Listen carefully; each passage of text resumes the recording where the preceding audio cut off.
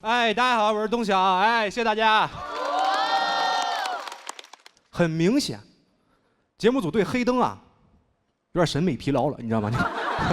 啊，需要一个全新的并行在这。我给大家解释一下，我腿脚不太方便啊，就是走起来歪歪扭扭。这个是小时候一次脊柱上手术后遗症导致的。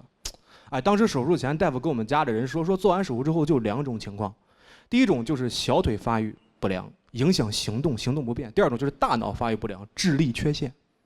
很害怕，朋友们。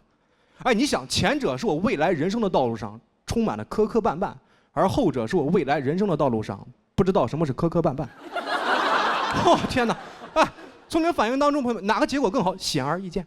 所以当时全家做完手术之后，赶紧给我检查了一下，万幸啊，是瘸了。在学校的老师也经常教育我说：“东晓，你看你腿脚不方便，你没办法玩，你就应该想办法好好学习。”我说：“老师，我要没办法玩，我不应该想办法玩吗？对吧？哎，人不就应该去想办法得到那些你得不到的东西吗？对吧？老师，那你评不上优秀教师，你快想办法玩吧，好不好？”在学校里，老师什么活动都不会让我参加，啊，什么都不让参加，就是为了保护我啊，怕我受到伤害。也很感激老师，但是我觉得还是可以参加一下的。比如说6年级的时候，老师让我参加了一次运动会，啊，运动会扔垒球，朋友们很感动。6年了，老师你终于想起来我胳膊是能用的。哎，每天都去操场上练习扔垒球，然后隔壁班都问我说：“东晓你在干什么？”我说：“我要代表我们班参加运动会。”传出去说我们班太狂了，运动会让别的班2条腿。啊，真到扔垒球那一天，朋友们，我站在那条线前面啊，我扔出那一颗垒球，划出一条优美的弧线，我燃了。哎，我当时觉得我虽然腿脚不好，但我依然可以为班级赢得荣誉。我虽然腿脚不好，但我不需要别人的同情，但我确实腿脚不太好，我没站稳踩线了，你知道吧？哎，就取消成绩那一刻，我特别想问裁判，我说腿脚不好，没有人同情一下吗？啊？自从那次之后，老师还在教育我要好好学习，认真学习，还拿我们班长给我举例。说东晓，你看咱班班长，啊，每天从早做到晚，从早到晚就这儿学习，每次都考第1名，你羡慕不羡慕？我说老师，我不光羡慕，我还恨啊。他有好腿，他不用啊，他从早做到晚。谢谢大家，我东晓分享到这，谢谢大家。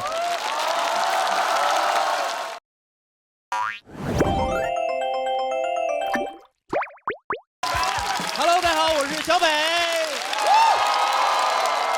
Hello， 想我们吗？也很想你们。这一年过得太快了，朋友们，这一年过得真太快了。不过这一年也有我的收获啊，从节目播出一直到现在，我的小北指南一共演了90多场。不错。然后有一些脱口秀演员听到之后还跟我开玩笑呢，说小北你怎么演这么多场？家里不会是欠了些钱吧？啊？我说首先这不好笑，其次我跟你熟吗？如果熟的话，能不能借我200？能借我？也不是，就确实家里有点赤字啊，有点赤字啊。首先就是我妈啊，我妈沾染了一些传销啊，但是你们别紧张啊，我妈属于传销的最后一环啊，就是消费者。我什么时候发现我妈开始搞传销的？就是家里面多了很多没用的东西啊。然后我问我妈，我说妈，为什么家里买这么多没用的东西啊？我妈说这个儿子，这些东西都不要钱，这些东西都是买枕头送的。我说妈，我从小睡大那个荞麦枕头不是挺舒服的吗？为什么换这个枕头？我妈说儿子你不懂，这个新枕头能治病。我说妈我没病。我妈说你别废话，躺下试试舒不舒服？我躺下试了一下，怎么说呢？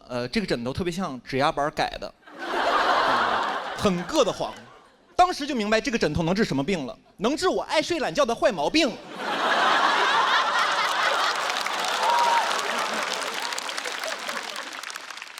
但是我爸从来没有抱怨过我妈一句，从来没有说过我妈一句不是。不是因为我爸这个人多善解人意，是因为他投资也失败了。我爸爸在2021年房市的最高点买了房子。我还清楚记得那个夏天，我回河北老家，我爸开车去机场接我，回去路上我爸一言不发，脸色特别凝重，嘴上起了个大泡。我在副驾驶也不敢说话，都宿舍坐着。我爸开着车，突然来一句，他说：“我朋友他儿子有房子，你也得有。”当时第一反应心里暖暖的。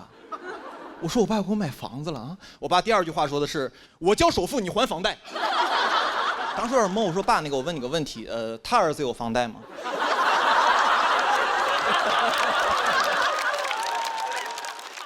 我爸说那没有。说实话，当时有点无语，我就不说话了。我爸还劝我，他说儿子，你不能这么想这个问题，你得这么想，他有的你都有，你有的他未必有啊。我说你跟我玩朝三暮四呢是吗？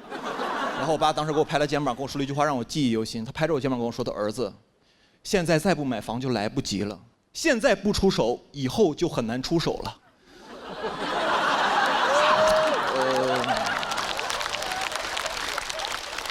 怎么说呢，也算说对了一半吧啊，一半。然后当时我就一直不说话，我爸还接着劝我，他说：“儿子，实在不行你当投资了呗啊，这房子每年都涨，实在不行你过2年你不住再给卖了，赚点钱什么的。”我家在河北秦皇岛，我们那儿有个特别著名的地产叫阿那亚。我跟我爸说，爸，实在不行在阿那亚买个房子，我听说那儿不错。我爸说，儿子，你可能很久没有回河北老家了，你对这个市场还不是很了解。阿那亚那地方离市中心多远呢啊？儿子，敢不敢打个赌？3年之内阿那亚必黄。还阿那亚呢？阿那亚再好，能有恒某靠谱？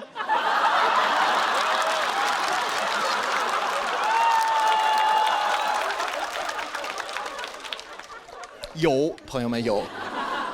我从小到大观察我爸，其实我爸对投资这个事儿一直属于特别稳健的状态。就房地产蓬勃发展这20年，我爸一直属于观望的状态。直到21年直接出手。你就说我爸厉不厉害吧，一出手就有。当时我真是感慨，朋友们，我说我爸真是高手，高手应该在高点入局。我爸特别像盖的一句歌词，就是老子一抬手就能摸到天。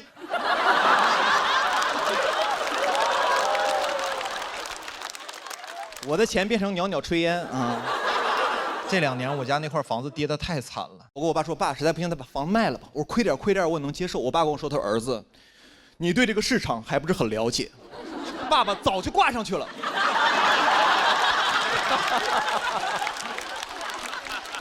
我都懵了，你知道？但是我不能怪我爸我妈，确实不能怪他们。虽然他们是投资界的卧龙凤雏，但有句古话说得好，虎父无犬子。我在21年开始理财。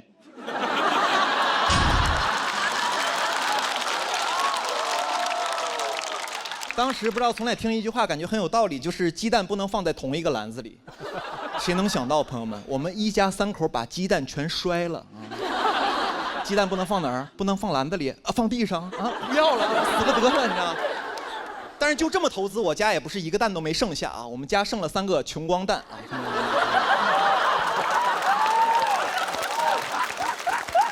21年，正是我上节目的第2年，手里有点积蓄了啊。我有个朋友给我推荐，他说：“小扁要不要搞投资什么的？”去年有个基金涨势特别好，涨了200%。朋友们听完我都懵了，我说那还讲毛线脱口秀啊？那玩意儿来钱也太慢了。聪明人就爱用钱生钱，买啊！当时特别果断。还有一个原因，就是因为当时我爸和我妈都不看好这个。我说这不就有了吗，朋友们啊？排除2个错误答案啊，剩下的 C 不就是正确答案吗？谁能想到啊？这个答案还有个 D 选项，以上全错。我最近看了一下，我买的时候好像是这个基金近10年的最高点。说实话，挺浪漫的。这个基金在最美好年纪遇见了我。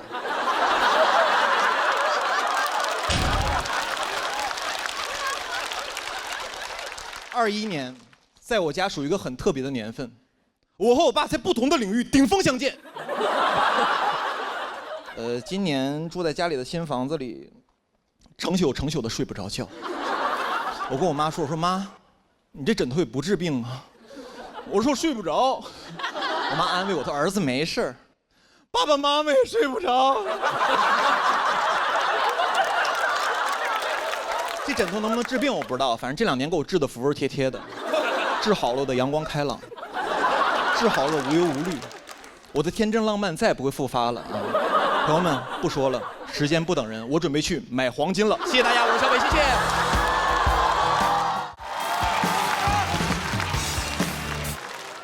大家好，我是门枪。哎，哇，很高兴回来了，很高兴回来了。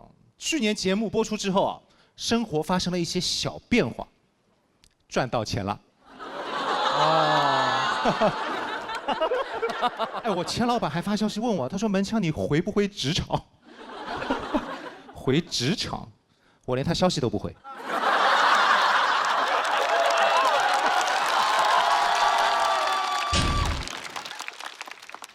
最近在看房，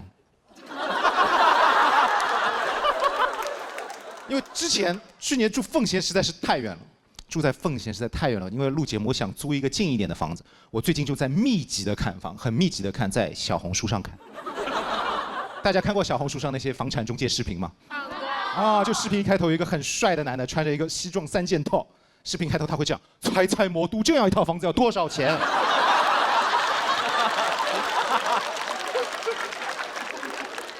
他给我推了一套郊区的一室户，毛坯房。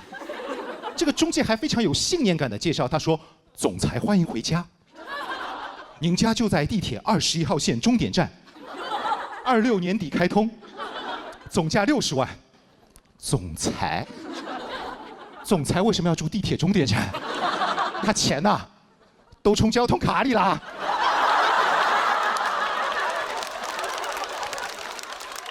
但不得不说，这个标价60万，我还是很心动，正好符合我的预算，我就收藏了这个视频。收藏完了之后，小红书封了，一直给我推房子的视频。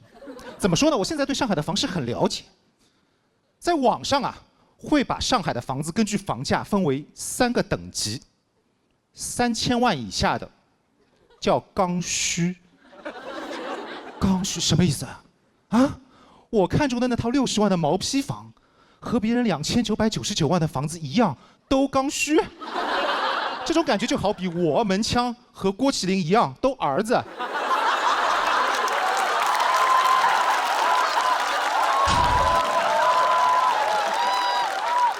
大鹏和斯皮尔伯格一样，都是导演。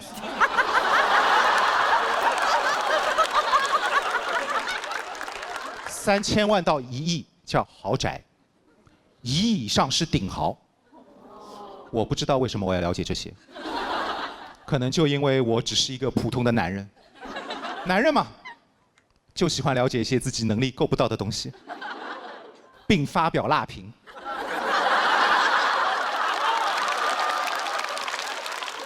我身边朋友都这样。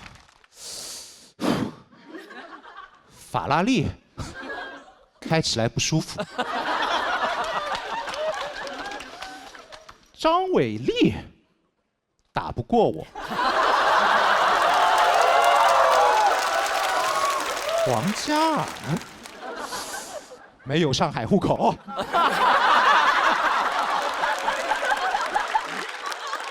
手机刷太多房子了，真的。我感觉我的手机啊被我富养起来了。打开首页全部是什么珠宝腕表香奈儿，游艇豪宅王嘉尔。啊，我明明只看中一个毛坯房，我的信息茧房却是个豪宅。我这个在我自己的信息茧房里发财致富了，这难道不就是作茧自缚？真的号扬起来了，真的肆无忌惮。一开始给我推的是猜这样一套房子要多少钱啊？前2天给我推了一套上海市市中心顶层大平层。视频开头是一个旁白，黑底白字，旁白是这样说的：他说，如果和珅还活着，在上海住什么房子？我心想，和珅这么贪，难道住贪城一品？我太好奇了，我就拉着我女朋友小陈，我说你跟我看看和珅住啥。然后视频首先映入眼帘的是一个90平米、270度江景欧洲古典主义装修的厨房。他给我介绍呢，他说我们这个厨房的墙面全是德国原装进口的，一面墙要60万。我心想，德国什么墙这么贵啊？柏林墙吗？这个。而且60万，朋友们，一面墙，这个数字很有针对性。60万，小陈说：“哎呦，门枪，我们这个房子也不是不能买啊，这个房子买完之后，我们家徒一臂。”然后视频从厨房走到饭厅，走了半分钟，还是快进。小陈说：“门枪，你想清楚，你以后住在这里，吃饭都吃不到热的喽，再也吃不到西冷牛排，只能吃西牛排，因为冷掉了。”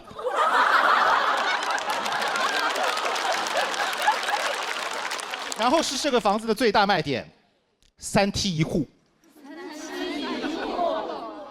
我的反应比你们还慢。我当时看完之后，3梯1户什么？3梯1户啊！为什么要3梯？为什么有钱人出门要3部电梯？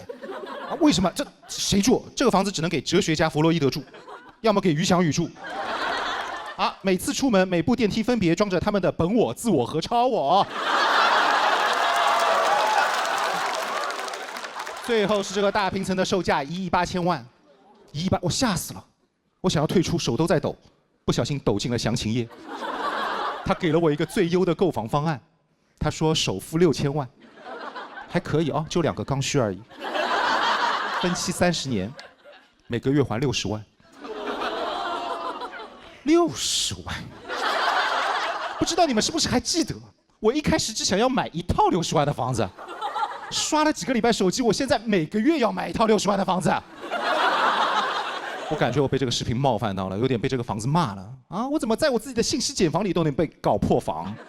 我觉得不能只有我一个人破防，这也是我写这个段子的主要原因。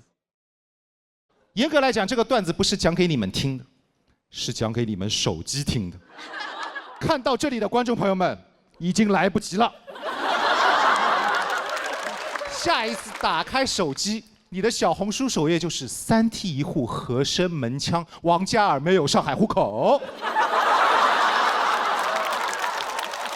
听一段脱口秀，附赠一个信息茧房，主打一个防不胜防。谢谢大家，我叫门房，谢谢大家。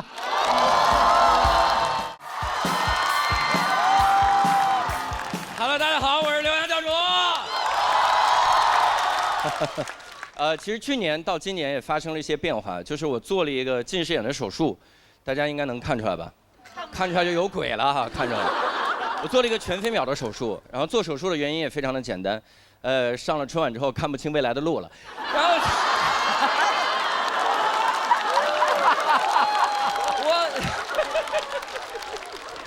我当时做这个手术很紧张，我想先在小某书查一下，我想搜一下全飞秒手术到底是什么样。一搜，我天，说什么的都有，真的各位，有帖子说做了全飞秒手术之后夜间视力下降，聚焦都聚不上了，还有说做了全飞秒手术之后能戴墨镜了，重启第2人生了，还有一个帖子说做完全飞秒手术当场就后悔，一点开后悔没早做。后来是我有一个朋友推荐我去一个德国的诊所去做。说实话，各位，我听到是德国诊所的时候，心里有一丢丢的向往，因为我以前听过很多关于德国的都市传说。我不知道各位听说过没有？有一个最有名的，我给你讲一下，最有名的青岛下水道的故事，各位听过吗？没有。你们来着了，今天你出去之后，你就是最懂青岛下水道的人。说青岛下水道为什么这么多年一直不堵？下多大的雨到那儿叭就漏下去，渤海放那儿叭就漏下去。有时候车过那儿，叭就没了。为什么这么厉害？就是当年德国人给修的，说修的有多好，说修的最后有一下水道有一天坏了，大家把那个下水道一拆开，全青岛的下水道工人全傻眼了，那零件见都没见过。当时实在没办法了，也不会修，只好给德国人打电话。说来也怪，不会修下水道，会德语。打过去之后就骂德国人说：“哎，那边那下水道坏了个屁的！”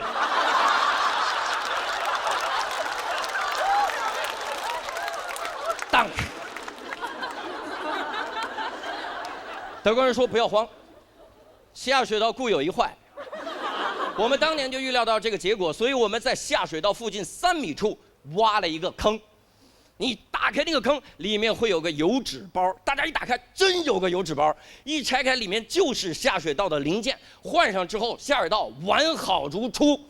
我天，各位，这个故事非常的扯，各位哈，千万不要信。已经有观众开始记笔记了啊！我今天好了解德国下水道啊，千万不要信。但是说实话，这么扯的故事，当你要去找一个德国医生做手术的时候，你心里就有一点希望它是真的。因为一旦是真的，各位，我的眼睛得多有保障。10几年后，我的眼睛突然就坏了，全国的医生束手无策，没办法，只好给德国人打电话，还不会德语，只好找一个青岛下水道工人给德国打电话。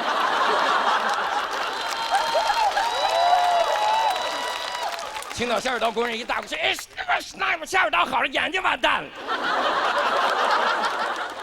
Dank。德国人说不要慌，我早知道眼睛固有一坏，所以我们在他角膜3厘米处挖了一个坑，你们中文叫酒窝。那里面我放了个油纸包，大家一打开，真有个油纸包，里面一拆开就是我的角膜。换上之后，眼睛完好如初。德国医生因为私藏角膜被判无期。当然我去了那个医院，我发现最大的问题根本不在于医术，这个根本不用担心，最担心的是怎么跟德国人交流。我天，我们俩那个交流，用德语我不会德语，用中文他以为他会中文。我们俩交流，我中间实在没办法，我说不行就用英语吧，啊，我也教了10几年英语，德国口音的英语，说慢点我应该听得清。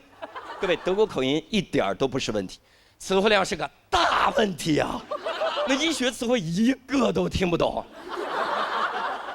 那医生给我描述了一下全飞秒手术的全过程，我从全飞秒手术就没听懂。我给各位科普一下，全飞秒手术的英文叫 smile。听着像一个手术的名字吗？我在那聊着聊着，他跟我说 smile， 我就，他说奶 you smile， 我说 I smile 着呢，哎，这都快 laugh 了，这嘴再咧就疼 cry 了，这就。最后我实在没办法，我在医院里随便找了个护士，我说您好，那个麻烦您能当一下我们的翻译吗？那个护士说可以，2个字刺痛了我。我30多岁了，教了10几年英语，英语没法跟人沟通。那护士看着20刚出头，能翻译德语，所以我特别毕恭毕敬。我跟人护士说，我说那个能麻烦您问一下，我的夜间眩光会严重吗？那护士问医生，他的夜间眩光会严重吗？我说刚刚这个环节我是哪儿不会呢？然后最紧张的是做手术当天真的非常紧张，因为我非常担心这个手术出风险。各位你应该能理解，我无法承受近视眼手术带来的风险，因为我们已经有一个盲人脱口秀演员了，不仅盲了，段子都被他写差不多了，去年拿着段子都得第3了。我要是出了风险，我真是字面意思上的白瞎了。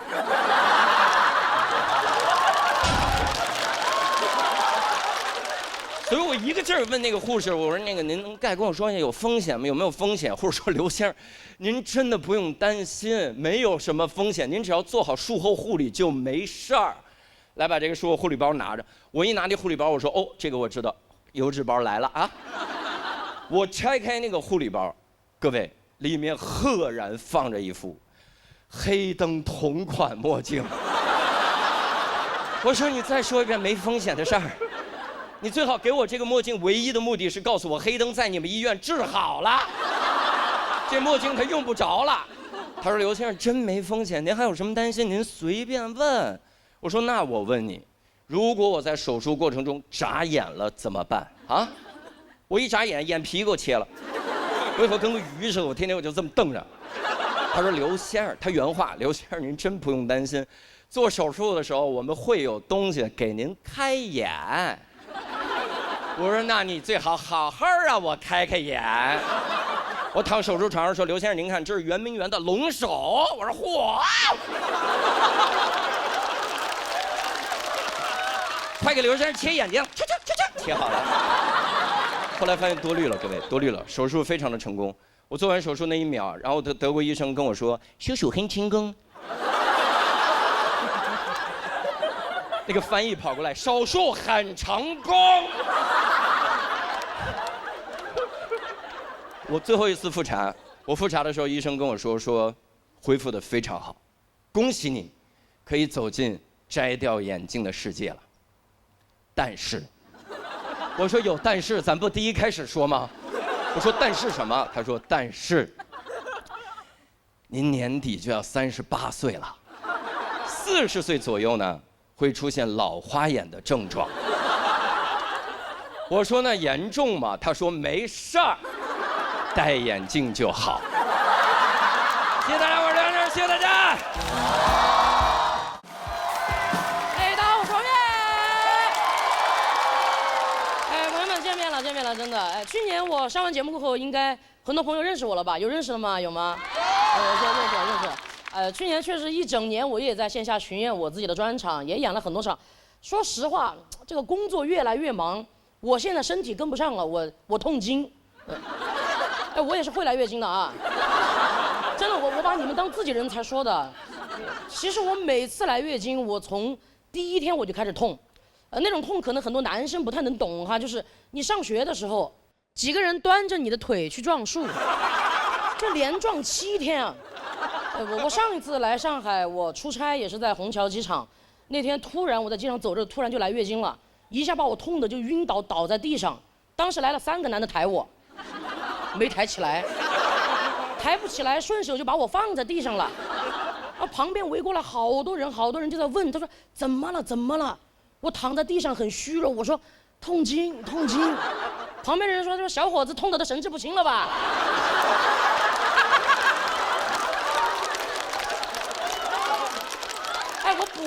我又补了一句，我说女的。旁边人说都什么时候了，怎么还在想女的？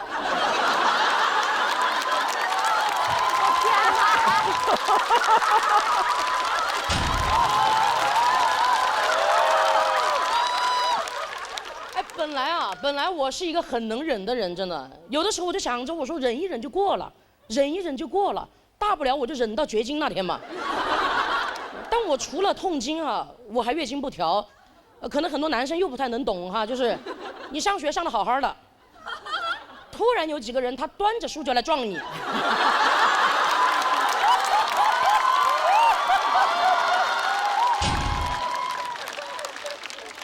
我的月经就是这个样子，真的，来的时候也不说一声，到点儿了他又不走，在的时候我浑身都不舒服，我的感觉这个东西不应该叫大姨妈，应该叫领导。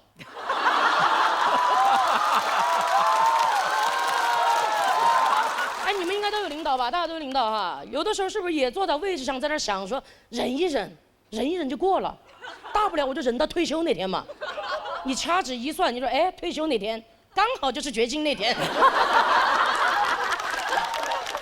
而且我觉得世界上最幸福的女人就是那些退了休又绝了经的女人。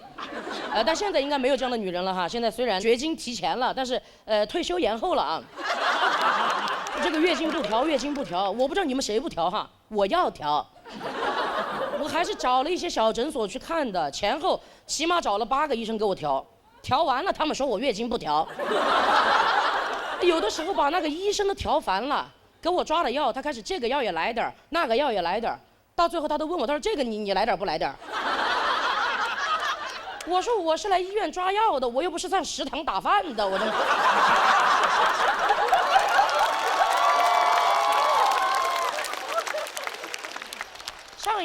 上一次我在虹桥机场把我痛晕了过后，我就回成都，我说下定决心我去大医院挂个专家号，好好看一下我这个妇科。那天我老早就去了，一到诊室，医生问了一些基本问题，他就给我提了个要求，他说你能不能把你衣服撩起来，我检查一下你的胸。我怎么好意思嘛，我胸又长得不好看。我虽然没有身材，但是我有身材焦虑哈。他长得像一个8字。好了，你们也不要盯着看了。而且那段时间本来就因为月经不调，我的8字还挺硬的。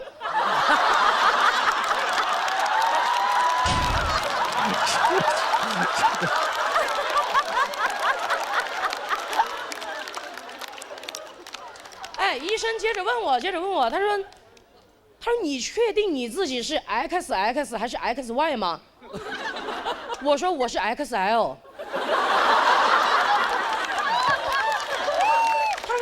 你问的是你的染色体，妈呀，染色体好陌生的词啊！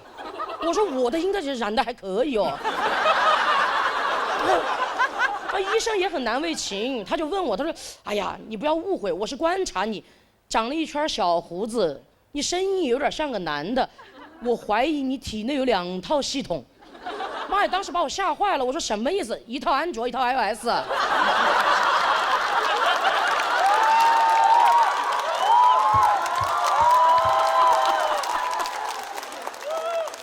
而且本来上医院想检查一下月经来不来的事儿，那天变成月经该不该来的事儿呢。我当时月经一下就不痛了，我头有点痛了，你知道吧？然后医生就让我赶紧去做一个全面的妇科检查，我就去了。说实话，做检查的过程当中，我心里还是很纠结的，我都在想，要是我检查出来我体内真的有男性系统，我怎么办？我的朋友们怎么面对我？我出走半生，归来竟是少年。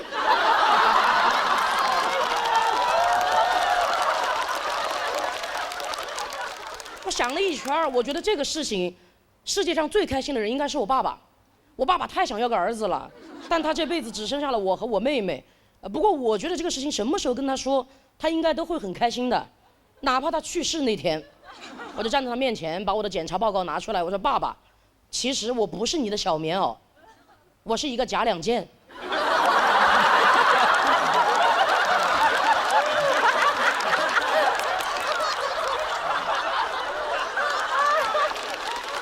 我爸爸绝对躺在床上在那儿瞑目啦。等一下，顺便把你妹妹送去再检查一下，爸爸能等。但我这个检查很快就做完了，我赶紧拿着报告单回到医生的诊室，一路我都很紧张，我也需要一个结果，我就站在门口悄悄问医生女儿女不女，很像站在产房门口，真的，别的话都别说了，就告诉我是男孩还是女孩吧。医生说恭喜啊，女孩，全女孩，158斤的大胖丫头。朋友们，我活了快30岁了，真的。那天我才感觉自己是一个被官方认证的女人，你知道吗？这个段子你们也别闲着，播出那天你们就给我把消息往外散哈。逢人就说王月纯女的啊。那赶紧给我看看我月经不调的事儿吧。医生给我总结了一下，看了你的报告单啊，我们就发现其实是因为你体内雄性激素过旺，说白了有点超雄，你知道吗？你雌性激素太少了。不过你这个情况没问题的，你慢慢的。找个男的，生个孩子，激素就稳定了。我说激素稳定有什么用？老子人生都不稳定了。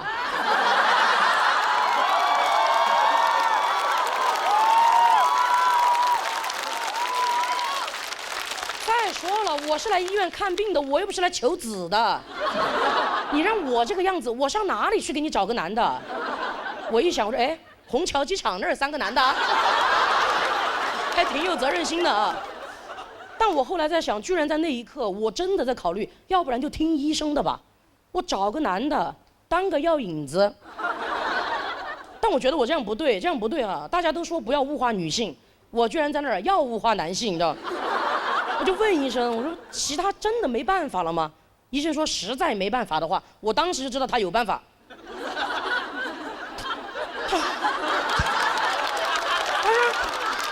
要不然就给你开点补充雌性激素的药吧。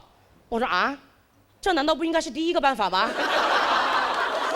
那个药我买了，就几10块钱一瓶，我现在也在按时吃。说实话，月经已经好多了，而且它调整那个雌性激素嘛，补充上来了。现在有的时候在家里开始偷偷穿裙子了，你知道？所以啊，朋友们，真的，关于医学、婚姻、男人、痛经。我觉得咱们能花几10块钱解决的问题，真的没必要花自己几10年。谢谢大家，我是王悦，谢谢，谢谢。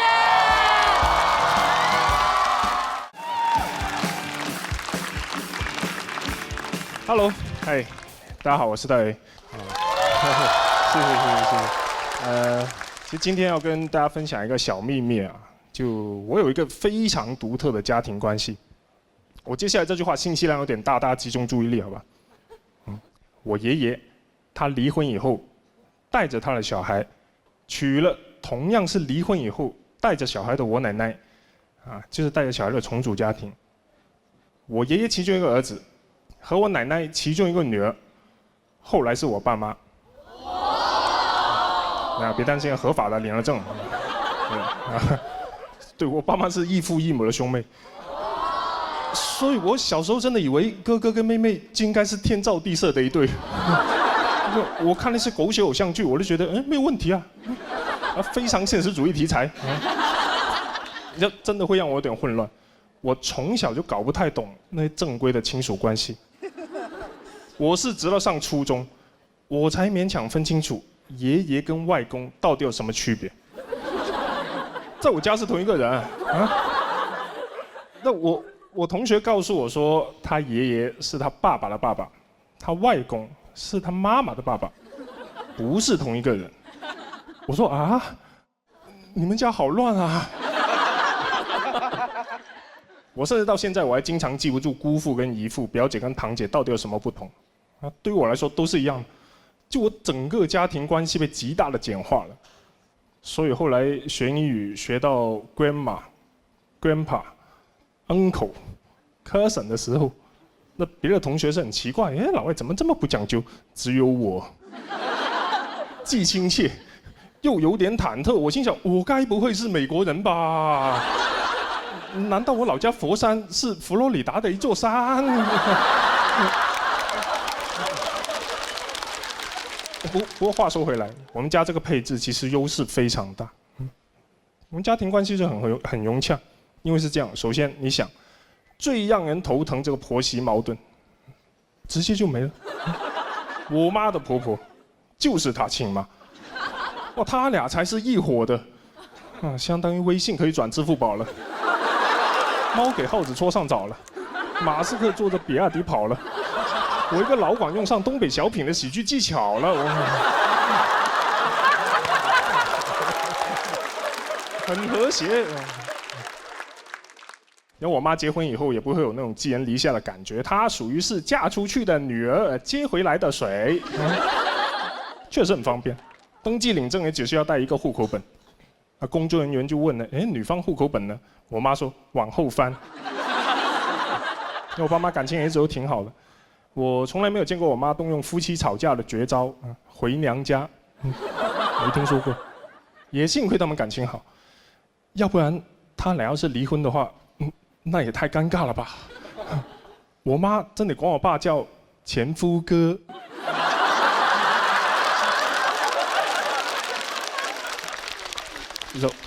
我也不可能跟我爸断绝父子关系，会很蠢。我怎么跟他说？我没有你这个爸爸，从今以后你只是我的舅舅。正月就去剪头，确实好处非常多。还有像什么过年回家都不用争回谁家的，根本说不完。我爸曾经语重心长地跟我分享他婚姻的经验，他说：“我跟你妈这一路走来，真的。”好省事，可能婚姻长久的秘诀就是省事。这家庭关系太好，以至于我看到别人加入微信群的名字，我都有点想笑。我说就凭你们，也配叫相亲相爱家人？顶多客客气气两家人。就一般家庭里面最难处理各种问题，在我家都不存在。我们家结构性不矛盾。正所谓树挪死，人挪活，亲妈最好是婆婆。当然你们也不可能模仿，对吧？所以我也不在这里婆婆妈妈了，就祝大家家庭幸福吧！谢谢大家，我是戴伟。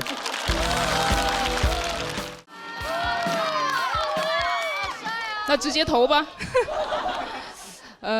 希望你们已经习惯这种口音了，然后可能你们也看不出来，我真的很高兴能看见你们。我只是单纯脸长得有点臭而已，脸长得有点臭嘛。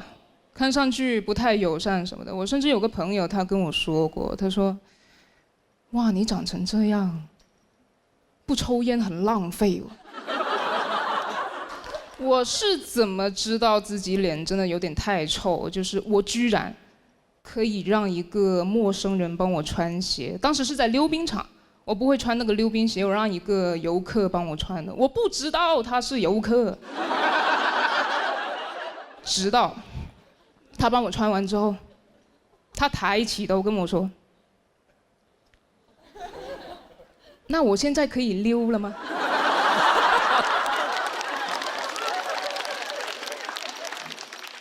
我跟他道歉，我说：“你为什么不拒绝我呢？你不觉得这样很奇怪吗？”他说：“啊，我不知道，我以为你人就是这样的，不敢说什么，你脚上又穿着2把刀。”哎，我觉得我在他眼里面，我可能是那种，就是如果在路上突然背后痒了，会强迫一个路人帮我挠痒的那种人。你过来，手干不干净啊？你过来帮我挠一下背吧。哦，这个你不用管，这只是我身上背着的几条人命而已。脸臭是天生的，我小时候也长这个样子。但说实话，小时候是不会有人给我递烟的。我这种长相只会被别人看不顺眼，甚至有一些嘴比较坏的人还会说我丑。主要是上学的时候嘛，我只要经过一群男生，他们就会开始打闹，他们都会喂，你老婆有病吧？你老婆，我当时真的不知道要怎么办，因为就算我你老公那样骂回去没有用的。起不到一点嘲讽的作用，因为有些女生是真的愿意找一个丑男当老公的。喂，你老公啊？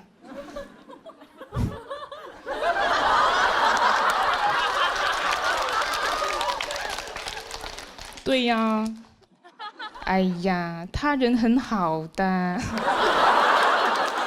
但长大之后情况就好很多了，没有人说我丑了吧？有时候也会被夸了，就是从小一直被说丑，到现在长相才被接受。哎，难怪说颜值就是正义，因为正义总在迟到。有时候我发一些演出照在网上，会有网友在下面评论说“姐姐杀我”，背上又多了几条人命。我朋友跟我说。他说：“哎，你这不是丑啊，你这种叫做长得有高级感。就是如果你在农村的话，肯定还是丑的。在大城市，大家会觉得你很酷。你到了什么米兰那种地方，大受追捧。我没有去过米兰，但我去过农村，很准。”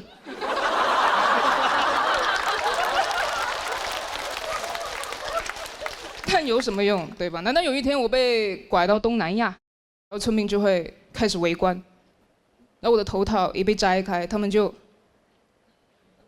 哇，喂，你老婆吧？那个人贩子在后面都懵了，他说啊，不是吧，没有人买吗？我听说他在米兰很抢手的哦。这样也是因为审美确实一直在变。但我不明白为什么我朋友说脸臭就是高级感，因为我以前有唇钉的时候脸更臭，但我不觉得那有什么高级感。有唇钉之后，我总觉得如果有一个人他想要侮辱我的话，他只需要往我嘴上扔一块冰箱贴就行了吧。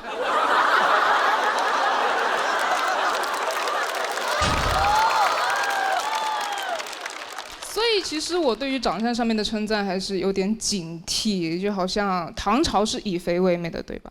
但瘦的人可能就很可怜。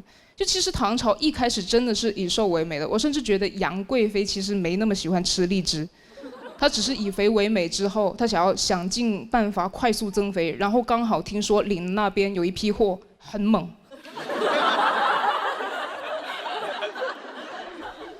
万一皇上又换口味，喜欢那种什么大腮帮子的话，妃子全都得去嚼槟榔。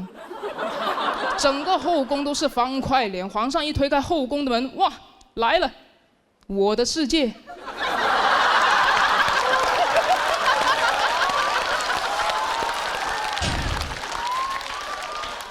所以其实我有猜想过，我觉得武则天当初之所以选择登基，可能也是不想再迎合任何人的眼光。她14岁就要开始讨好中年男人，自己熬到中年之后要去哄小奶狗。她可能有一天在想，怎么穿个衣服都要看别人眼色，烦死。那我穿龙袍算了。聊到这里，谢谢大家，我是李卓妍。大家好，我叫尚小菊。大家好，我叫王九龙，我们是叔叔和我。谢谢。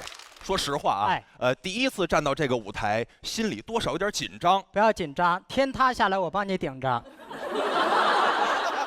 谁在说话？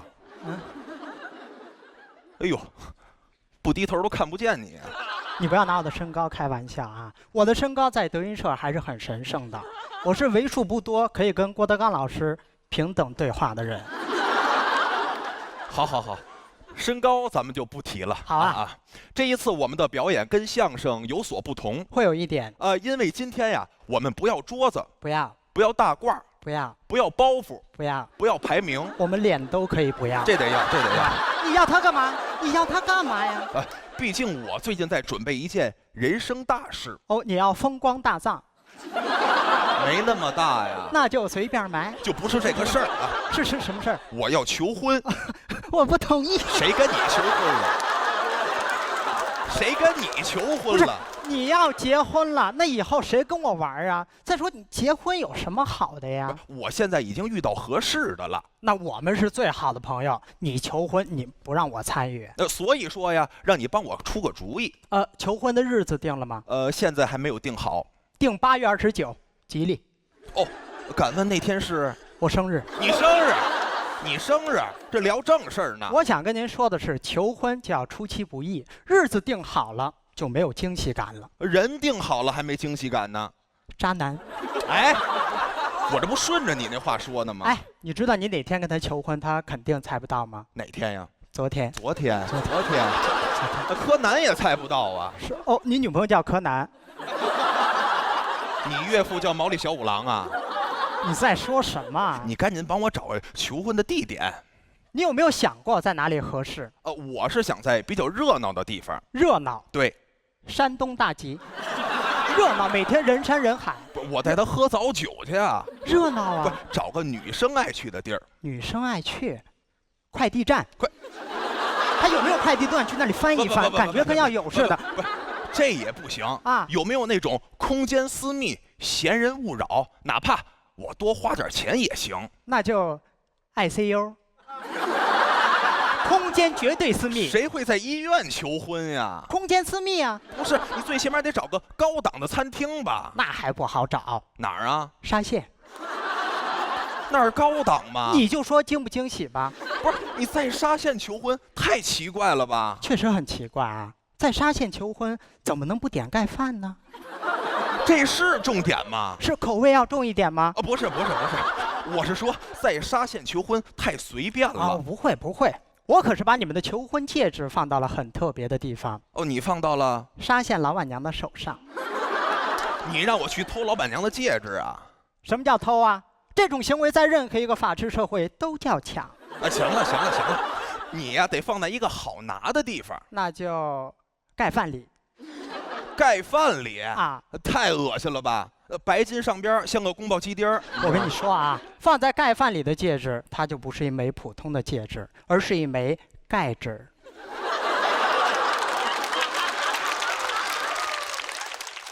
钙指是个什么鬼呀？钙指你都不知道，你还在这里搞喜剧？是钙指。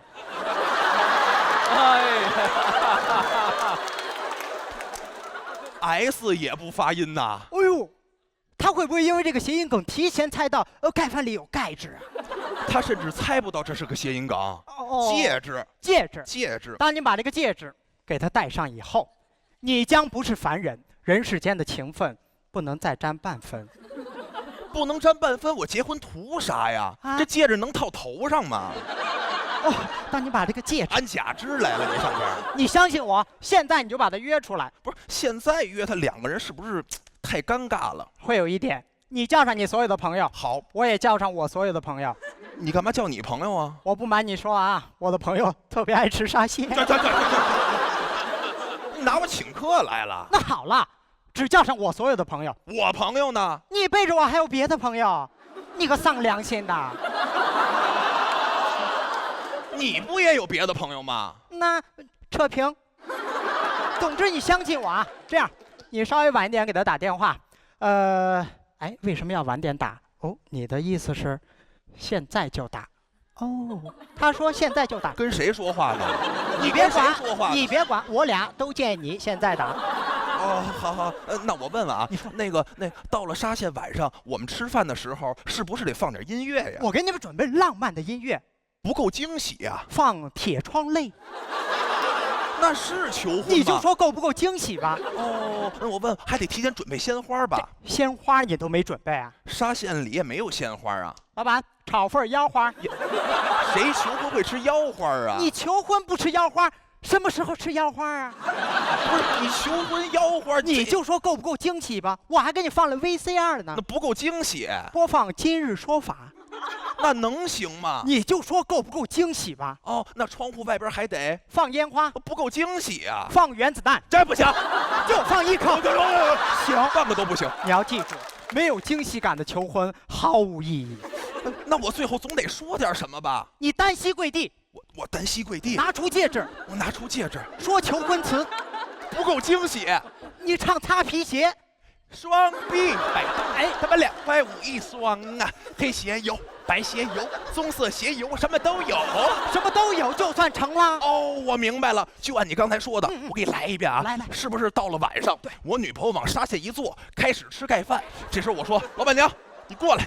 从他手里抢下戒指，顺手我就藏到了盖饭里，趁他不注意，点燃窗外的原子弹。哎，屋里的大屏幕也放起了今日说法，那铁窗泪也响起来了。我一个朋友都没来，你30、50个朋友在这闷头吃着盖饭，我大声唱着擦皮鞋，手捧腰花，单膝跪地，手拿戒指。哎，这戒指一拿出来就没有惊喜感了，这个必须得换掉。你让我想想换什么？快想，换什么？我要惊喜，手铐。神经病吧你！谢谢大家。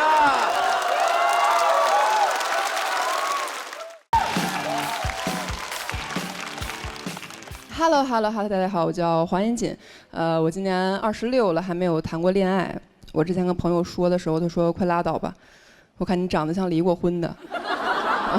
也有一些人追我，但是追我的人岁数都比我大，30多岁，比我大30多岁，是不是挺荒谬的？我之前我朋友跟我说，黄妍锦，我感觉你长得特别招老富翁的喜欢。现在好了，富不富我不知道，老翁是全送我这儿来了。现在追我的恨不得没有50以下的。算命的说我今年犯桃花，我都纳闷怎么我这桃花长寿桃上了。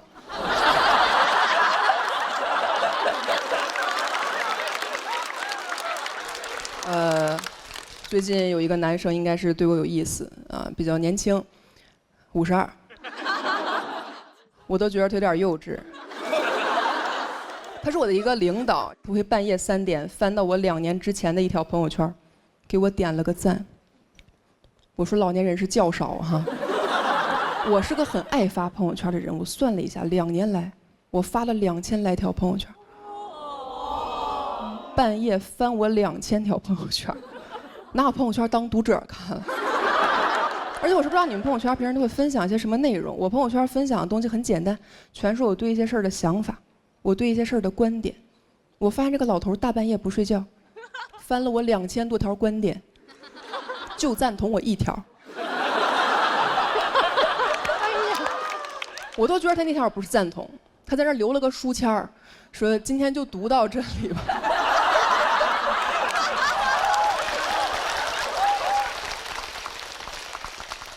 你没有办法，你那会儿刚认识，低头不见抬头见，他总给我点，我也不好意思完全不理他，所以说刷到他的我也会给他点一点。问题是，他给我点的全是我2年之前的朋友圈，没人发现。我给他点的都是他最近的朋友圈。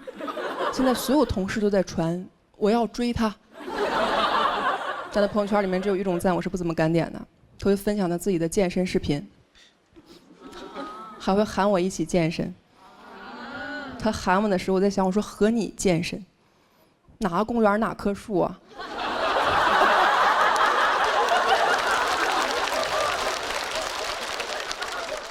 我有时候看他发那个视频，我也觉得挺搞笑的。我还想去跟同事聊，我说：“哎，你看他朋友圈发那个健身视频了吗？”我同事翻了一下，说：“没看见呀。”我说：“我也没看见。”他会对我的穿着打扮提出他自己的建议。有一天跟我说：“小黄，你平时这个妆化得太重了，男生不喜欢你这种类型，没有安全感，看不住，看不住。什么人的择偶标准是能看住啊？啊，别人想找个好看的，他想找个好看的。而且我说心里话，也没有必要看着我。按照岁数来说，我感觉他更容易走丢。”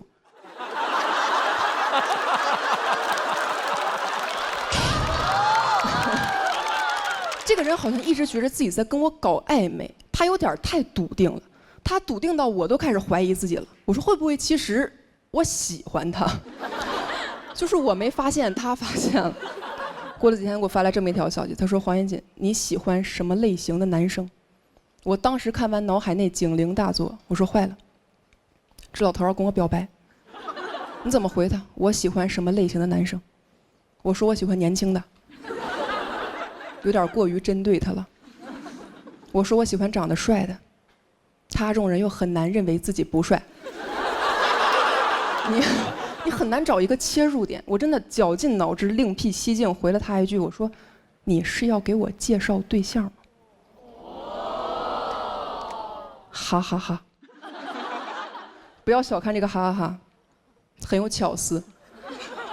多一个哈，4个哈呢，显得有点热情了；少一个哈，哈哈，又过于嘲讽。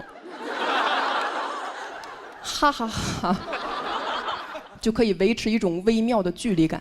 你是要给我介绍对象吗？哈哈哈！我真的觉得这个是我能想到的最智慧的、最委婉的拒绝了。大爷回我说：“我想把自己介绍给你。”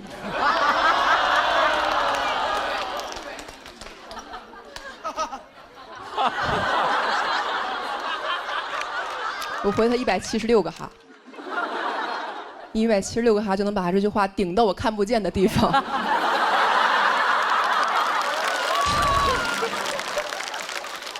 就是我发现他这种人不懂一个很简单的道理，叫做面赤不雅。就是你作为一个文明的现代人，很多话其实不需要我当面骂你就应该明白，对吧？你就感觉他在装糊涂，因为这个人平时在单位跟他的领导一点就通，怎么到我这儿一点言外之意都听不出来，只能听到自己想听的。我说你是要给我介绍对象吗？他只能听到你我对象。我后来真的是累了，我都开始希望他能正儿八经跟我表白，真的，我特别希望他能好好的跟我说我喜欢你，这样我就可以好好的跟他说滚。我需要一个这样直接拒绝他的机会。终于有一天，他半夜给我打电话，他说：“喂，小黄，我喝多了。”我喝多了这句话大家都知道什么意思，就是我接下来要说的所有话呢都很恶心。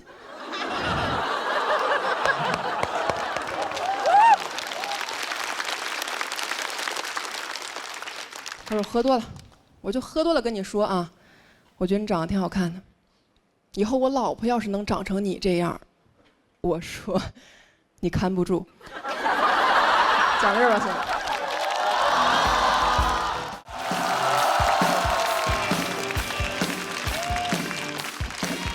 大家好，我是甜甜。我第一次来月经的时候是在我11岁，当时我们那个时候对月经其实是会有一点羞耻感的，别说月经了，连卫生巾这3个字我们都不好意思提，我们会用那个来代替。对，2个女生交头接耳问对方说：“哎，你有那个吗？”哇，男生听了以为我们烟瘾犯了，跟我们说：“我有那个，要一起吗？”其实月经说白了就是女生的器官在流血嘛，对吧？有什么好羞耻的？男生老说男儿流血不流泪，但是如果真的让他们那里流血的话，有几个可以不流泪呢？其实我觉得月经没有什么的，是因为大家都遮遮掩掩的，才把它变成一件很神秘的事情。就是你去便利店买卫生巾，店员会特意用黑色塑料袋给你装好，因为他们说害怕男生看到，但是男生看到了会怎么样？没有人告诉我。哇，直到我去年去了一趟张家界，我去买水果的时候，店员也会用黑色塑料袋装水果。他说因为害怕猴子看到。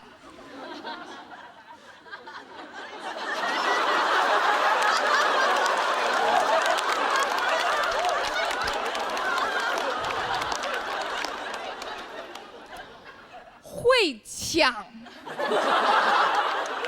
但人肯定是和猴子不一样的。其实我们人更喜欢抢黑袋子装的东西，因为现金、黄金都是用黑袋子装的，对吧？现在卫生巾也用黑袋子装了，你说是不是就会有一个倒霉的笨贼，曾经就抢到过卫生巾？啊，但是我一点都不为他担心，因为即使他气到吐血，也能很快的把血止住。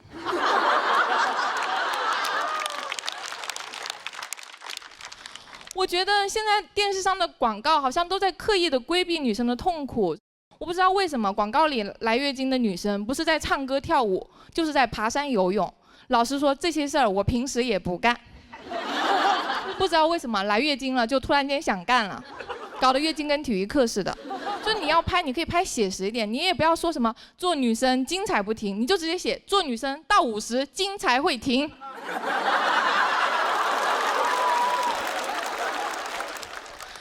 最气人的就是卫生巾的长度，居然没有一个牌子的卫生巾长度达标。我真的合理的怀疑研发团队全是男生，因为他们最擅长的就是谎报身高。而且我真的不明白，就是广告里的女生为什么垫一片卫生巾就可以变得生龙活虎的？老实说，我痛经的时候吃止痛药效果也不大。我看完广告我都困惑了，是不是我止痛药的方法使用的不对？它该不会不是内服，而是外敷吧？啊，这卫生巾里到底是加了什么让我们那么快乐的东西？后来知道了，加了荧光剂。老实说，我之前一直以为那个东西是见不得光的，没想到它发起光来，居然可以照亮我痛苦的出口。谢谢大家，我是甜甜。哎呀，寿桃非要来。哎呀，大家好，我是梁岩。啊，有朋友已经认识了是吧？去年就来了啊，走得太快了。啊，其实我觉得淘汰的早呢也正常啊，确实还是年纪大走人家前面了。节目第一期一播，我朋友非常高兴，说：“哎呦，我说你是不是马上就走起来了？”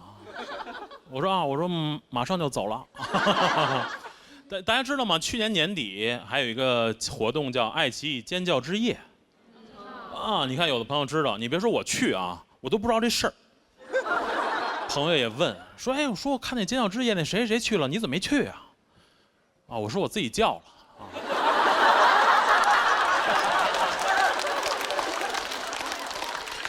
我也叫了一夜啊，跟哪儿叫不是叫。去年上节目，其实确实还是可以清楚的看到啊，跟头部演员的差距。你看他们就会有单人的广告在地铁里，我跟他们不一样，我都是真人在地铁里。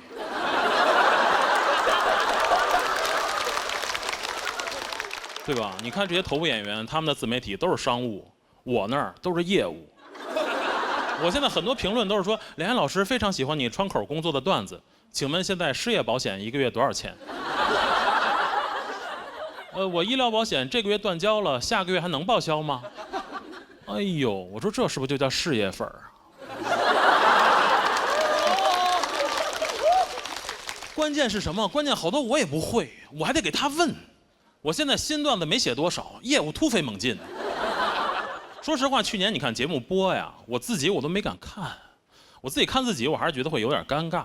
但是呢，看了看大家的评论，我发现你看这么多年脱口秀综艺演下来，确实还是培养了一批非常专业的观众。大家去看我们去年的节目啊，说小罗文本很好，新仔呈现很好，梁岩普通话标准。哎呦，我都夸到原材料上了都。夸你实在没得夸了，就好像我们出去吃饭啊，说这厨子炒这菜卫生，你都不如说这厨子普通话标准。当然我也想了，这还是一个很好的评价，对吧？因为你想，就是他们的文本和呈现都有可能在未来的某一场演出中表现不好，但是我的普通话始终标准。但是确实啊，这个也不值得高兴。你看大家也了解，现在啊网上就是这样，任何一个评价都会有不一样的声音，哪怕你评价的就是声音也不行。你看有的人说北京话好听亲和啊，他这个普通话标准不用看字幕。有的人啊就说傲慢，哎，瞧不起人，就他这音儿再高一点儿就有点歧视外地人。哎呦，我说还听出来了。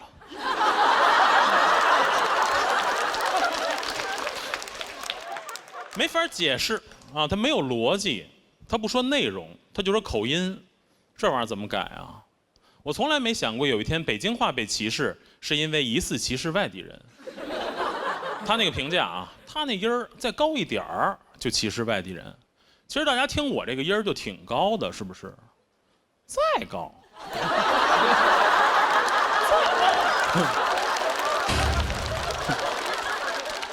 我试了，再高一点儿，我除了皇上谁我都瞧不起。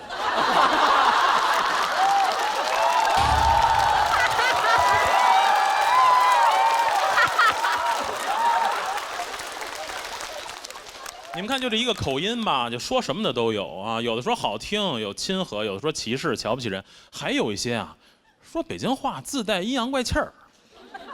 笑什么？这是铺垫啊，这是铺垫。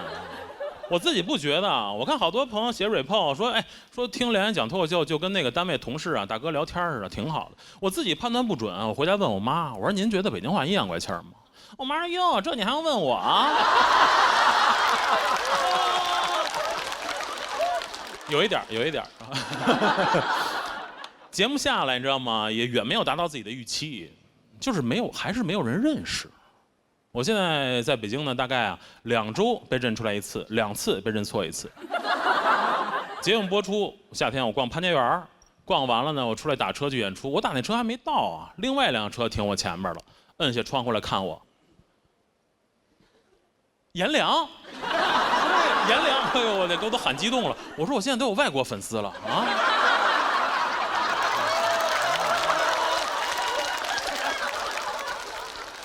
嘿，真是你啊！喜欢你啊！走了，我去，大哥很自信，我到现在我都不知道是不是真是我。大哥认错了就走了，一会儿我打那车来了，我打那车，网约车挺逗的，前面摆俩手机。一个导航，一个炒股，哎呦，他就给我一种啊一边挣一边扔的感觉。但是这个挣的吧，就远远赶不上扔的。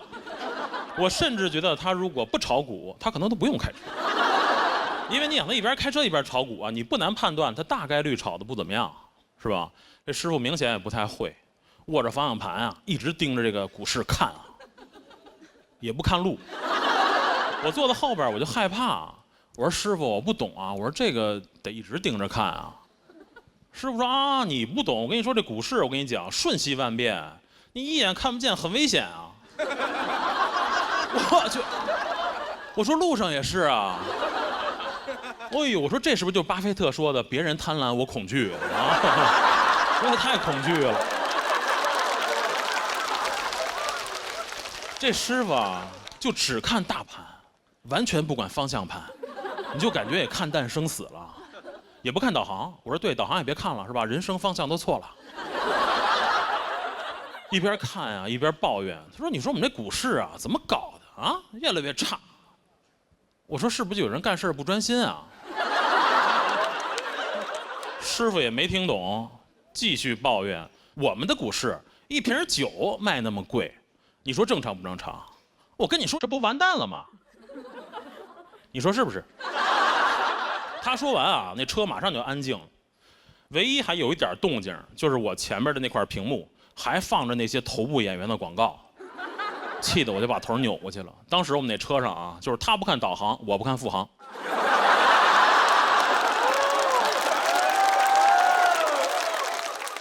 确实我不炒股，我很难跟他共情。我当时满脑子想的都是那些马上又要红了的演员。司机看我不理他呢，就继续看手机，看看股市，看看导航，看看导航，看看股市。哎，该红的不红。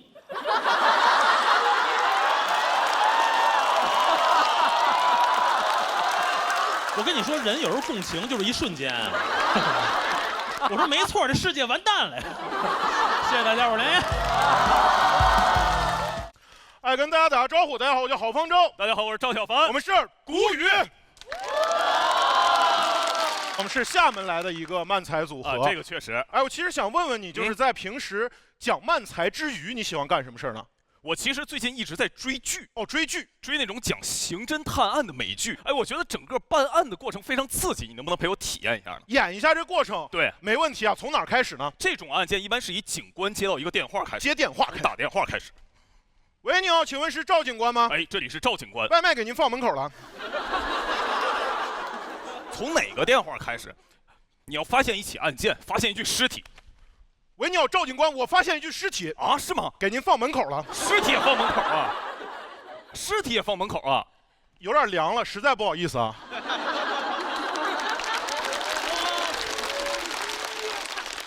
这玩意儿它就没有热的，明白？这样，你也别报案了啊，咱们现在直接到这个案发现场，你来扮演一下我的搭档。赵警官，哎，这里就是案发现场了。哦，这个就是被害人的尸体。翻翻他身上有什么东西？赵警官啊，他身上有个钱包。有个钱包？钱包可太拿出来。别急着揣起来，先看看里面有什么东西。赵警官，钱包里面有一个生日蛋糕的小票。小票吗？上面日期写的是8月8号。这个小票就是我们了解被害人很重要的线索吗？没错，这个线索就说明被害人虽然外表强大，但内心脆弱。因为8月8号狮子座是吧？对啊，你不知道吗？狮子座的人一般外表强大，内心脆弱，不会轻易爱上一个人。他现在是轻易爱不上一个人了。我意思是，咱拿小票去蛋糕店调查，就知道他身份了。哦，明白明白。接下来我们要在现场找一些线索，任何你觉得可疑的东西都可能是线索。可疑的东西。赵警官，赵警官，哎，我觉得那辆车就很可疑。可疑在哪儿？你看它的车牌号。车牌号。如果把它的车牌号乘3，乘3加5，加5，再把最后2位对调。最后2位对调，正好是今天的日期。正好是。这也太蹊跷了吧！这哪儿巧了，大哥？你都算3轮了，你再使劲给我身份证号就算出来了。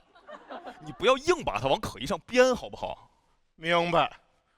所以这辆车牌号奇怪，并且沾满血迹的车并不可疑。沾满血迹倒是早说呀！你咋不等我死了才告诉我？线索收集的差不多了，咱们现在已经确认嫌疑人的身份了。咱们现在确认他的身份。咱们现在冲去他们家。现在去他们家。去他们家。不许动，举起手来。赵警官，他已经全都交代了。算他识相。他说什么？他说这边是305、306在那边。看清楚再揣呀！看清楚再揣，看清了是305，看清楚还揣305。我自己来，好吧？我自己来。不许动，举起手来。你跟我们正在调查一起案件有关，你跟我们走一趟。你也跟我们走一趟。你抓这谁呀？哦，赵警官，他刚报案说那个有人把他家门踹坏了。那是谁踹的呢？那我也跟你们走一趟。废话。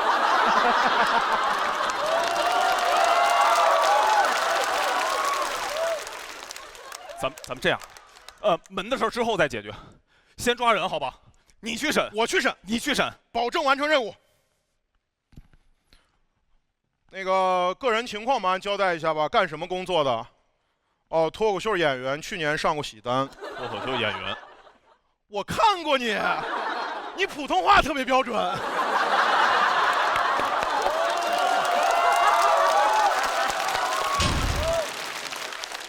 你把梁岩抓过来了是吗？哥没事，你就先走吧。不是，哎，不是，为什么人就给放走了呢？哦，赵警官，我问清楚，他其实是咱们这个案件的目击者。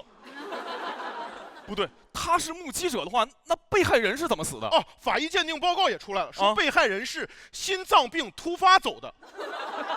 不对，他心脏病走的话，那辆沾满血迹的车怎么解释？没错，现在唯一的疑点就只剩下那辆沾满血迹的献血车了。献血车，献血车，不是，咱俩在这儿费半天劲，心脏病没的。我早就跟你分析出来了，跟你说了，你没信啊？你哪儿分析出来了你？我说这个人虽然外表强大，但内心脆弱。在这儿分析出来的，够了吧你？谢谢大家。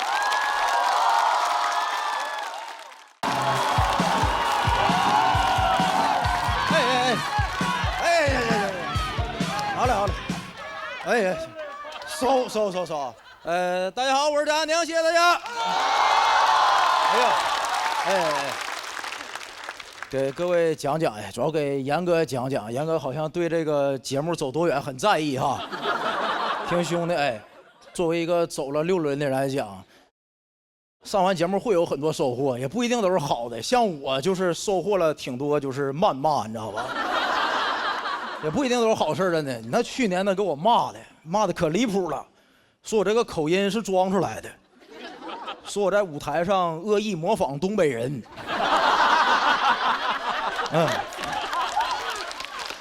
骂的特别离谱，说你看你那个德行没，就会在台上散德行。听听自己那口音，像个行走的烟灰缸一样。瞅你那努力的样子，像个绝望的文盲啊！知不知道绝望的文盲，赶紧滚下去吧，曲佳宁啊！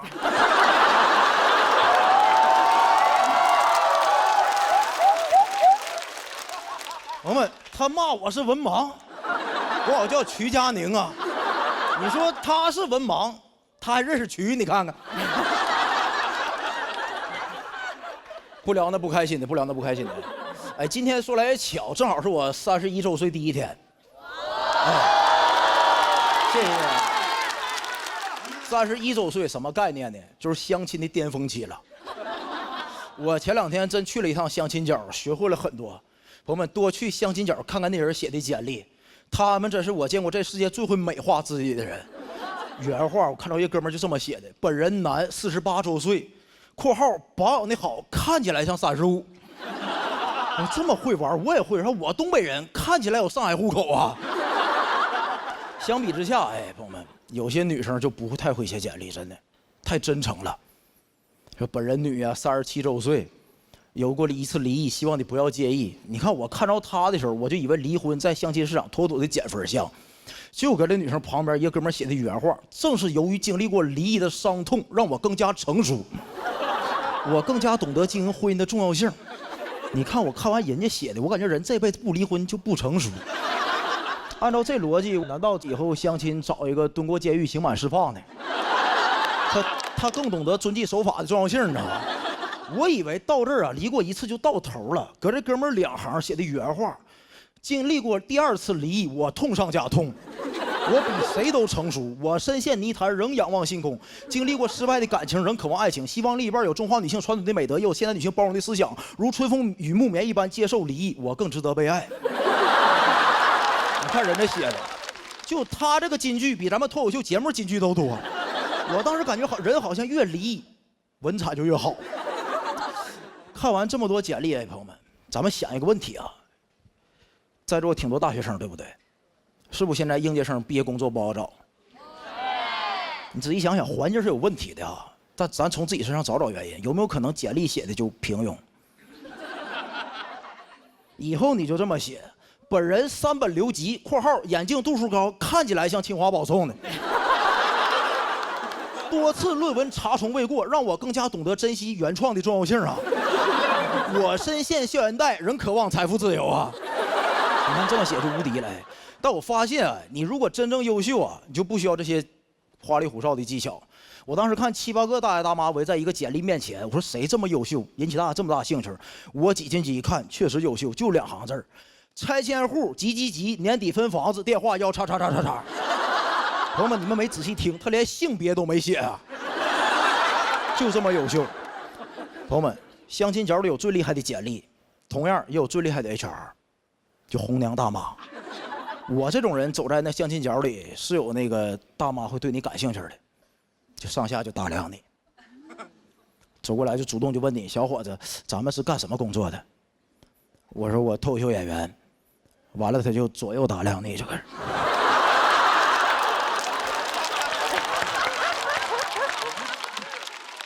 那没工作就没工作，真是的。人家就不惯你毛病，直接就问你：那你31周岁了，在咱们这儿有房子吗？我说没有。有车吗？没有。大妈原话：那你存款得有300万了吧？我说没有。原话：那你钱都哪去了？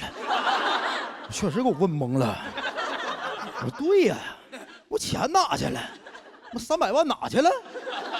是不是让富航小路全挣走了呢？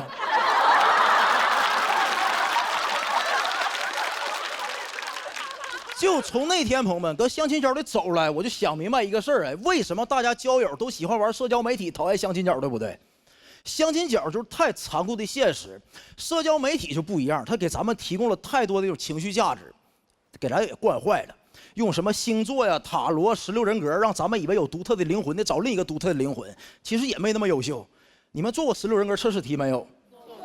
你仔细想想，他怎么问的你？以下哪种情况符合您的描述 ？A. 明智的 ，B. 充满魅力的。其实你俩都没有，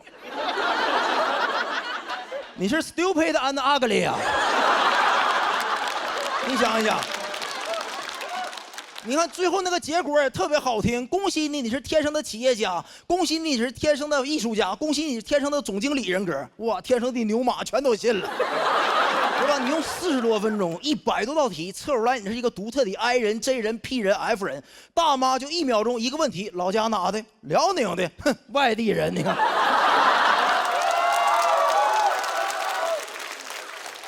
一下给你干碎了啊！所以朋友们，我感觉如果啊让咱们戒网瘾，就应该让大妈做一套16型婚格测试。以下哪种情况你的水平更高 ？A. 尿酸 B. 贷款。以下哪一项你没有 ？A. 朋友 B. 工作。最后这40多分钟题做完，你16婚格也出来了 ，NWMY。Nobody will marry you 啊！讲到这儿，谢谢各位，谢谢。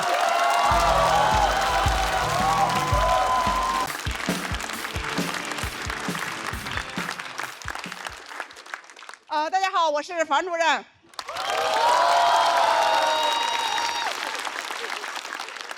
我来自山东临沂的沂蒙山，我是我们村的信息中心主任。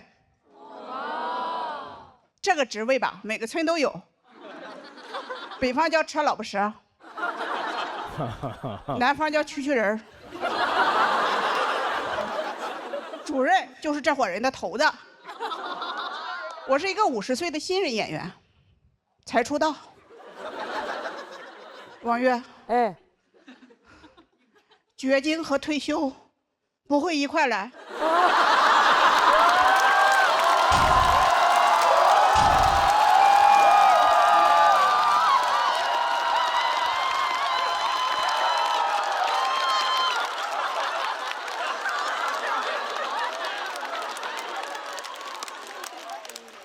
绝经和出道一块来。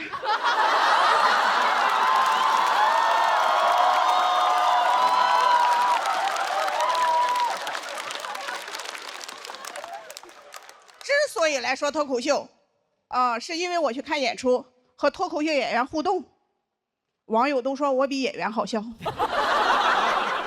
剧场老板希望我来讲脱口秀，我就被招安了。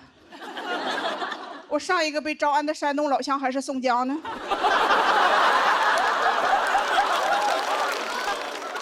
我说我不会讲脱口秀，我只会蛐蛐人儿。就我们前院婆媳吵架，东院2口子分家，都是我给造的谣。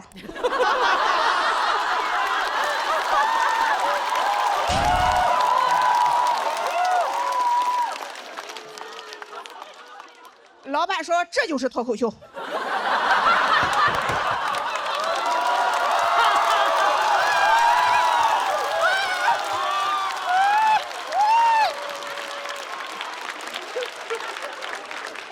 我说还得是上海人亲民洋气啊。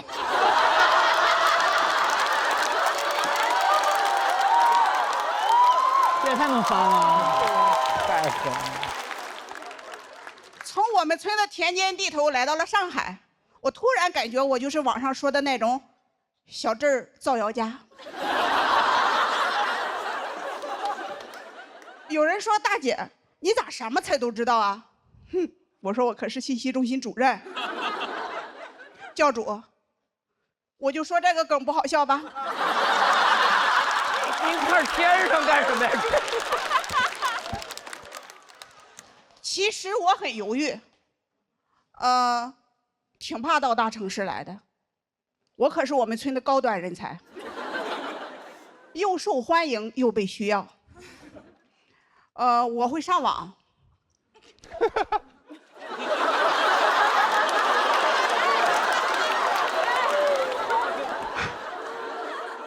我们全村的智能家电，洗衣机、有线电视，有问题的都来找我。我是我们村的马斯克。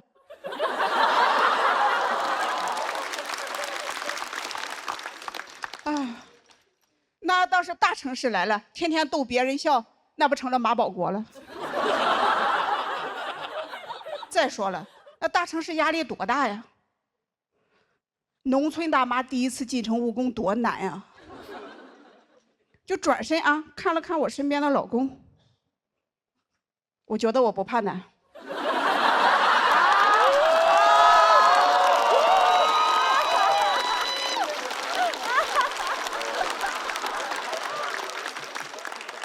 和我老公比，大城市的压力算个啥呀？啊，我这个老公啊，是我妈给我选的，身高1.55米，体重95。现在年轻人啊，叫这种很瘦的男人为细狗。我妈在30年前就给我选了条柯基。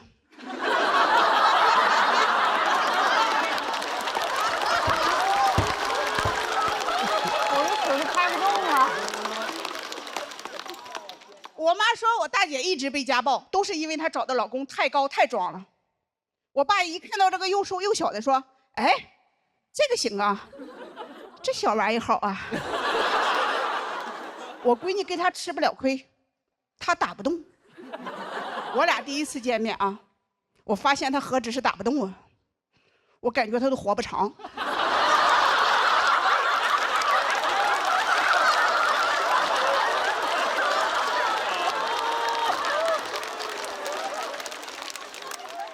他跟我说他175。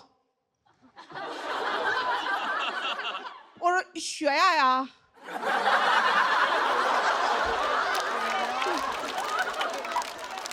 结婚不到1个月，有一次我老公跟我吵架，就跃跃欲试的要动手，我心中暗喜，还是我妈说的对呀。这要是找个又高又壮的，我肯定吃亏了。没想到啊，我老公是真狗。把他爸叫来了，双拳不敌4手，我就跑回娘家了。我爸一看到我啊，就说什么：“你被那个小玩意打了，你咋不养好了再来呢？这让别人看到多丢人啊！快回去吧。”我说：“爸，我再不来，你就该去吃席了。”那父子俩都进了医院了。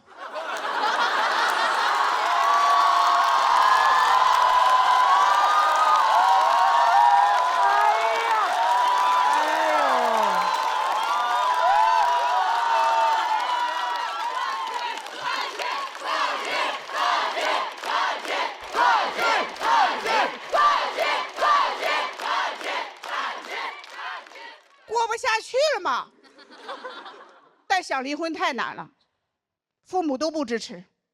我跟我妈说：“我说妈，他太懒了，我得离婚。”我妈说：“他又不是在外面有女人了，你有什么不能过的？”我说：“妈，他耍钱败家，我得离婚。”我妈说：“他又不是在外面有女人了，你有什么不能过的？”我说：“妈，他在外面有女人了，我得离婚。”我妈说：“他又不是耍钱败家，你有什么不能过的？”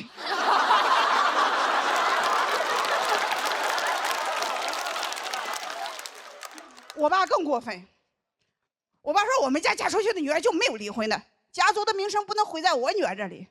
我说爸，男人家暴不丢人，女人离婚丢人。哼，咱家的名声就是你女儿让柯基给打了，还蹦起来打的。哎，好难受啊！我不是，但他们特别信命。我妈说我带你去找个大师算算。我说妈，你这也太迷信了。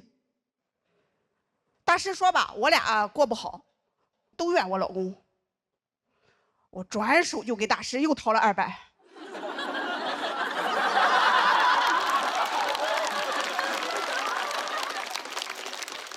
我说加个钟，你给我展开了说说。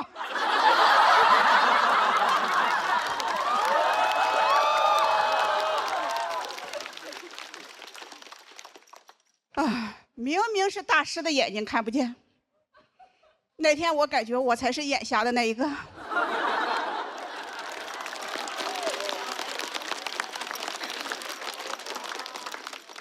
就这么一过就是30年啊。我现在开始理解我的父母了，我感觉他们就是天生的糊涂。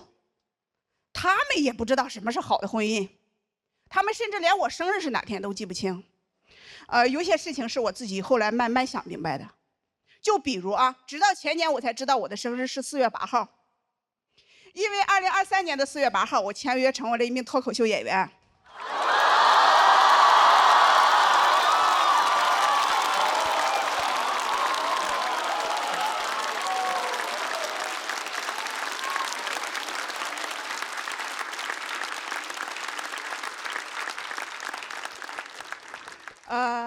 2024年的4月8号，我带着俩女儿净身出户拿到了离婚证书。